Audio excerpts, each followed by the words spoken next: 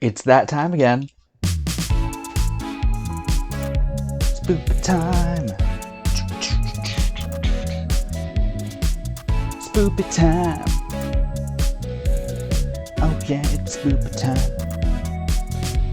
My favorite time of year, if you couldn't tell, where I can curl up with a good book and pumpkin-themed beverage of my choice. And I figured what better way to kick off this spooky season than by sharing with you some of the books that I used to get in the mood this year. This list spans a variety of vibes, so whether you're a scaredy cat, a thrill seeker, or looking for some downright horror, you can probably find something here that you'll enjoy. I've ordered them somewhat from least to most intense, based on my personal experiences of reading them, starting with the more mild books, going into the thrillers, and ending with horror. But these are just my opinions on them. I personally find that a gory horror is more intense than a heart-racing thriller, so your experiences may vary. As with a lot of horror, many of these titles touch on sensitive subjects, and all of them deal with death in some capacity. I've included content warnings where I feel they're necessary, but I urge you to use your best judgment when determining whether or not one of these books is right for you. Anyways, without further ado, I'm Otter. Yes, this makeup's staying on the entire time, and here are 7 spooky queer books perfect for the Halloween season. Number 1, Cemetery Boys by Aidan Thomas. This tale of mystery and magic follows a young gay trans man named Yadriel. Having missed his coming-of-age induction into the Brujo community of Los Angeles due to a fight with his father about his gender, Yadriel secretly has his own ceremony, unlocking his magical ability to raise spirits in the graveyard where his family lives. When one member of the community goes missing, he goes off to help in the search. Instead, though, he accidentally raises the spirit of a boy his own age, Julian. Bound to Yadriel and unable to remember how he died, Julian helps in the investigation to find out what happened. The two race to find the truth before the upcoming Day of the Dead celebrations, growing closer as they start to wish they'd gotten to know each other when Julian was alive. Cemetery Boys is definitely the mildest on this list. While it does deal with the topics of death and loss, it focuses primarily on familial and romantic relationships. And, like many in the boy meets ghost trope, it leaves you with a warm fuzzy feeling inside. It doesn't shy away from topics such as fighting for acceptance among your own family, queer teen homelessness, and the pain of losing a parent when young. But it also builds and develops relationships in a satisfying way that feels genuine while leading the reader through an intriguing mystery. If you're looking for heartwarming fall vibes, then this is the perfect choice. Number 2, Under the Whispering Door by T.J. Klune. Content warning: suicide. Wallace Price was not a very kind man, which is why it comes as little surprise that very few people attended the lawyer's funeral. But Wallace soon finds out that his sudden heart attack was not the end of his story, as he is whisked away to a cozy tea shop in the countryside, where he meets a kind-hearted ferryman named Hugo, his guide to accepting his death before crossing over. Death is only the beginning for these two, though, and as Hugo awakens a side of him that he didn't know was there, Wallace answers the question, what would you do with your last week on Earth? This discussion of death, grief, and empathy, disguised as a slow burn, well, maybe medium burn is more accurate, romance is another gem from Klune. If you enjoyed his best-selling House in the Cerulean Sea, then I would wager that this book is right up your alley. Klune is fantastic at zooming into character development with dialogue that can have you laughing one moment and crying the next. His humor and light tone soften the harder topics as he introduces us to yet another found family that the reader can't help but feel like they're a part of by the story's end. The author states that this was a very personal story for him, and I believe that anyone who has lost someone that they've loved, if they're ready for it, can find something of value within these pages. Number 3, Even If We Break by Mariki Nijkamp. Nijkamp? Nijkamp. I'm gonna go with Nijkamp. Sorry. Content warning: addiction. 5 nerds who used to be best friends head up to a cabin in the woods for one last live-action role-playing session before their group graduates and goes their separate ways. While their strained relationships are pushed to the limits by the game, The folktales of a serial killer whose victims hear a music box playing right before they die lurk in the back of their minds, and in the shadows of the surrounding forest. Whether these tales are true or not, the question remains, will they survive the weekend? This young adult thriller takes the cabin in the woods trope and puts a queer spin on it, with trans and non-binary, as well as neurodivergent and disabled perspective characters filling the roles that cishet co-eds normally play. This book had me on the edge of my seat, constantly trying to figure out what was going to happen next as it jumped around between perspective characters. And I'm honestly hesitant to give you any details for fear of spoiling the ride. Nidgecamp does an excellent job of weaving twists and turns that have you second-guessing your assumptions, while building tension with character-driven terror. If you like teen horror movies and thrilling page-turners that are hard to put down, then I'd suggest picking this one up. Number 4, Where Oblivion Lives by T. Frohawk. Possible content warning, Nazis? Content warning, Nazis, but they're the bad guys. In a world of angels and demons, set amongst the rising tensions of 1930s Spain and Germany, Diago, who is part angel and part demon, has joined the forces of the Spanish Los Nephilim, descendants of angels whose wars and politics tend to mirror those of the human world. He is helping their leader, Don Guillermo, a friend of his in many of their incarnations, attempt to unlock memories of their past lives in order to compose a key, magical music that will open other dimensions.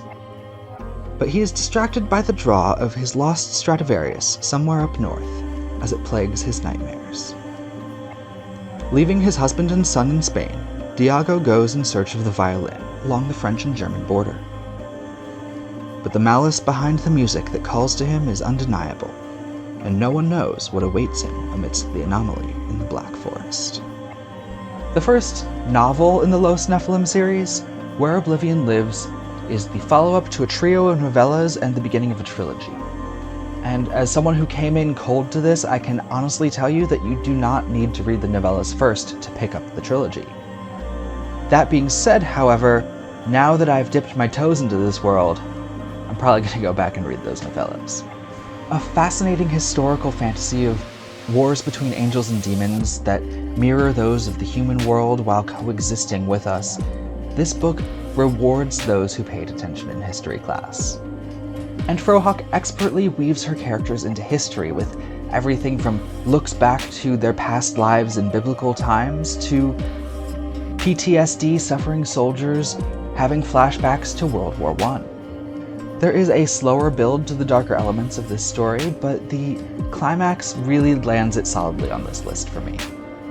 If you're a fan of European history, angels and demons devoid of all of the trappings of Christianity, music-based magic systems, or dark fantasy, then I'd suggest giving this one a try. Number 5, Dead Space by Callie Wallace. Hester Marley was a promising artificial intelligence developer on her way to explore one of Saturn's moons, until a catastrophe ripped apart her world, stranding her in the asteroid belt. With medical bills keeping her indebted to the company who saved her life, she has to work a dead-end security job in their asteroid mining operations until she can pay them back. But when sent to investigate the murder of an old friend in a remote mine, she uncovers more than she bargained for. And her job becomes far from routine as she races to figure out which of the 12 remaining crew members is the murderer, before they can strike again. Completely unrelated to the video game of the same name, Dead Space takes the suspense of being trapped in a house with a murderer and launches it into the far reaches of the solar system, adding on the dread of a microgravity environment where there's very little between you and the void of space. This sci-fi thriller taps into levels of fear and existential dread that left me feeling lightheaded at times. Wallace provides depressing commentary on issues that are relevant today, with a realistic depiction of what companies would be like if they were colonizing the solar system. If you're a fan of sci-fi that raises your heart rate while somehow simultaneously invoking feelings of both claustrophobia and agoraphobia, then I would highly recommend checking out Dead Space. Number 6, The Monster of Ellenhaven by Jennifer Giesbrecht. Content warning, graphic gore. In the far northern city of Ellenhaven, a thing with no name stalks the shadows. In the grimy gutters and toxic waters of this hellish frozen port, he meets a master who sends him to do dark biddings. Entwined with magic and bent on revenge, the two grow closer as they revel in each other's cruelty and cunning, all the while plotting unimaginable horror. While The Monster of Ellenhaven is not a book that one would describe as scary, it is one that I would describe as extremely gory and kinda icky. With detailed descriptions of murder and decomposition, this book is definitely only for those that love all things gory about horror. A Scandinavian twist on a Jekyll and Hyde-esque Victorian setting, this intimate tale feels like a throwback to the slow-paced, macabre tales of the time period. With unlikable main characters, it is a marvel that Giesbrecht actually got me to root for them. But if you look beyond the popping pustules and bloody bodies, there is a fascinatingly simple character study lurking beneath. If you're a fan of graphic gore with your gothic horror, then this might be the book for you. Personally, though, it was a bit much for my taste. Before we get to my final entry, we have a surprise bonus entry! Bonus entry, did not finish. The Drowning Girl by Caitlin R. Kiernan. Content warning, suicide and mental illness.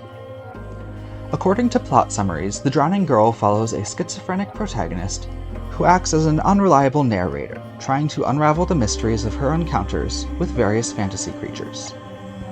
It is not an official book on this list because I was not able to finish it.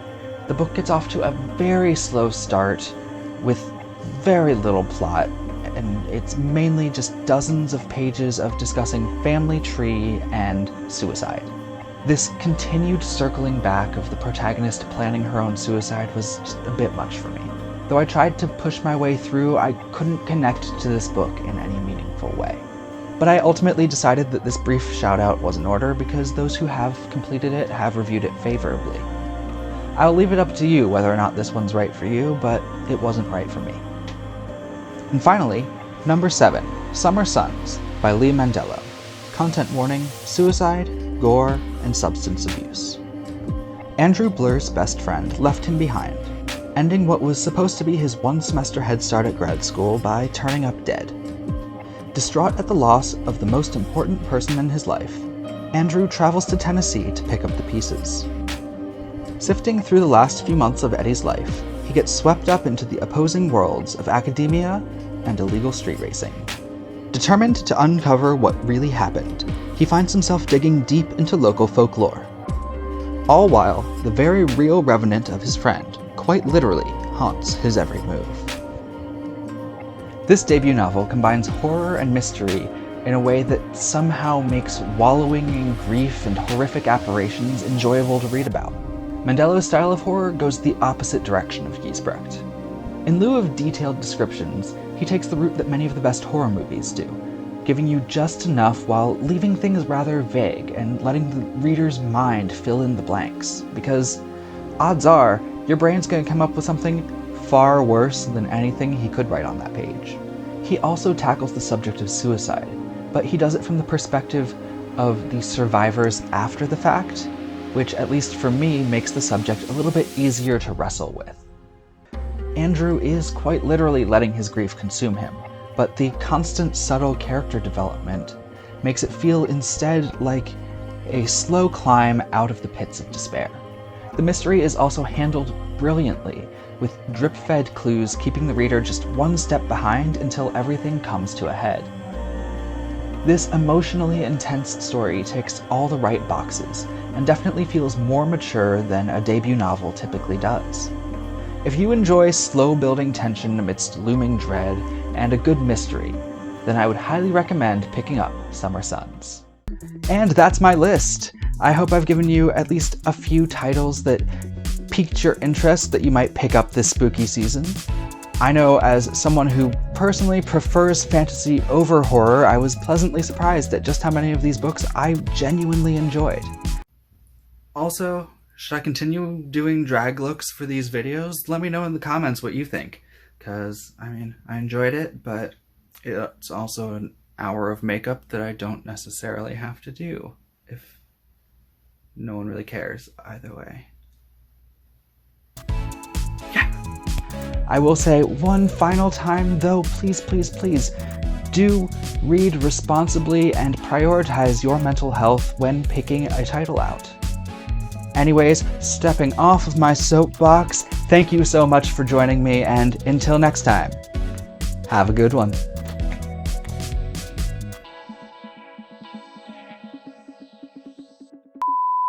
Debut novel. A debut novel. A debut novel. A debut novel. It's spooky season. Spooky season. Spooky season.